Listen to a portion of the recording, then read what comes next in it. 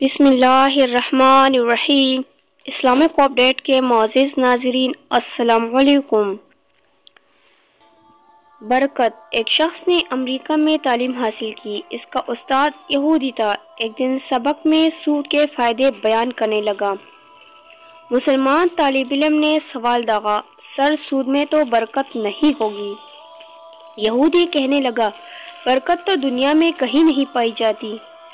इस पर मुसलमान ने कहा, अगर कोई शख्स कहे कि मुझे 1000 कुत्ते चाहिए तो क्या वो मिल जाएंगे? इसने कहा नहीं।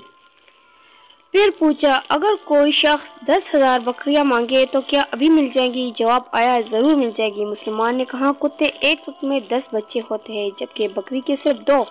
फिर हर रोज बकरियां ज़बह की जाती है, मगर कुत्ते आज़ाद रहते हैं। इसके बावजूद बकरियां ज़्यादा है। इसी को बरकत कहते हैं। अगर वीडियो पसंद आए तो चैनल को सब्सक्राइब ज़रूर कीजिए।